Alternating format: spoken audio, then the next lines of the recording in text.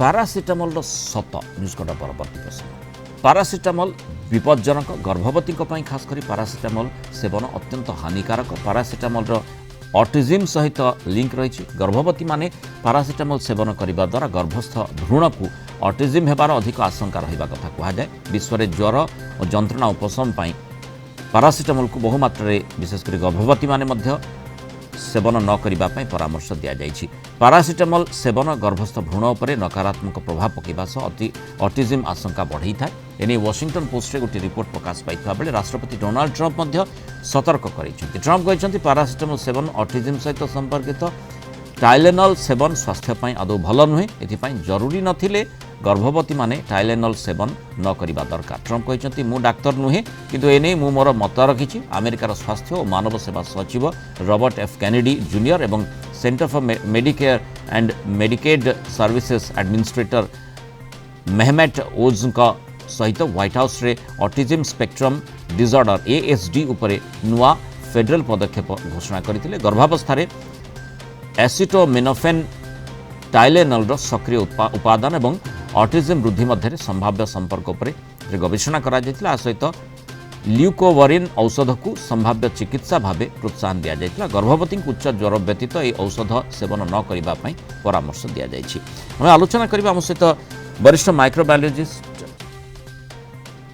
ଯେଉଁଭଳି କୁହାଯାଉଛି ଗର୍ଭାବସ୍ଥା ସମୟରେ ପାରାସିଟାମଲ ବା ଏସିଟୋମିନୋଫେନ୍ ବ୍ୟବହାର କେବଳ ଉଚ୍ଚ ଜ୍ୱର ଥିବା କ୍ଷେତ୍ରରେ ପ୍ରେସ୍କ୍ରିପ୍ସନ୍ ଦ୍ୱାରା ହିଁ ତାକୁ ବ୍ୟବହାର କରିବା ଲାଗି FDA ପରାମର୍ଶ ଦେଇଛି, ସତର୍କ କରାଇଛି। ନଚେତ୍ ବ୍ୟବହାର କର ନାହିଁ। ଯେଉଁଠି ଚିକିତ୍ସା ନ କଲେ ଜ୍ୱର ଭ୍ରୂଣକୁ କ୍ଷତି ପହଞ୍ଚାଇ ପାରେ, ସେହି କ୍ଷେତ୍ରରେ ହିଁ ଏହାକୁ ବ୍ୟବହାର କରାଯିବା ପାଇଁ ଅନୁମତି ମିଳିପାରେ। ଆମେରିକାରେ ଟାଇଲେନଲ ଏବଂ ଭାରତ ଓ ଅନ୍ୟ ଦେଶରେ ପାରାସିଟାମଲର ଅଧିକ ଚାହିଦା ରହିଛି। ସେଥିପାଇଁ ଏଭଳି ସତର୍କତା କଥା କୁହାଯାଇଛି। ସତର୍କ ନିହାତି ରହିବାର ଆବଶ୍ୟକତା ମଧ୍ୟ ଦେଖାଯାଉଛି।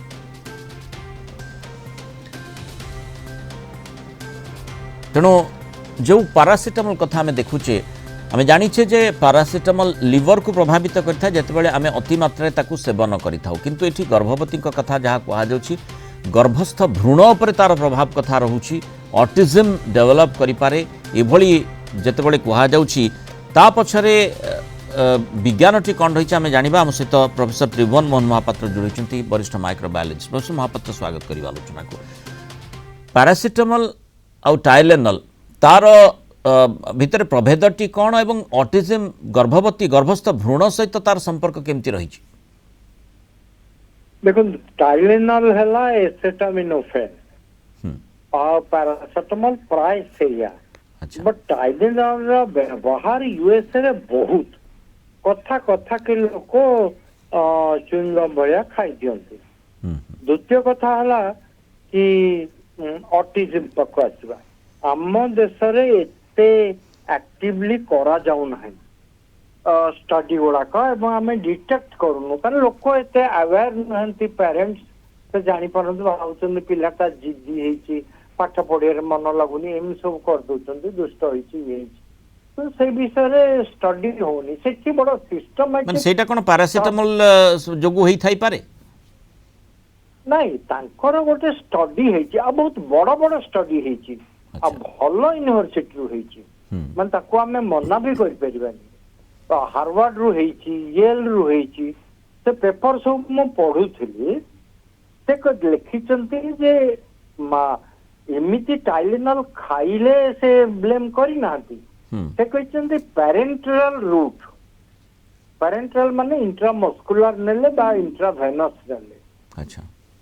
सेठिकार डाक्तर और पेशेंट का रिलेशनशिप टिके बड़ डेलिकेट पेन होची जदी से कंट्रोल न करि पारला डाक्तर ताले तानारे लॉ सूट कर देबे तो डाक्तर को फाइन देबा पड़िबो और से सब स्त्री लोक सेठिकार बड़ नखरेबाज सेठी पई ट्रम्प इंटरफेन करूचंती की माने अमेरिका राष्ट्रपति कहछन डॉक्टर नुहे किंतु ए परामर्श रखचंती नहीं से जो आउटकम हेची रिसर्च आउटकम ताकू से कहले जे एफडीए या पर दृष्टि दबो पेरेंटल एसिटामिनोफेन दिया जीव नाही बा टाइलेनल तेणु या द्वारा टिके असुविधा तो हबो सबुआडे हलचल पड़िबो ट्रम्प कहउछन ट्रम्प एडमिनिस्ट्रेशन कहउछि तो न्याचुराली आपको इम्पोर्टान्स दवा लगे कहीं ना आगुरु प्राय 3 वर्ष 4 वर्ष तले सेठी ऑटिज्म केसेस 110 रे 1 आसला एबे आउट ऑफ एवरी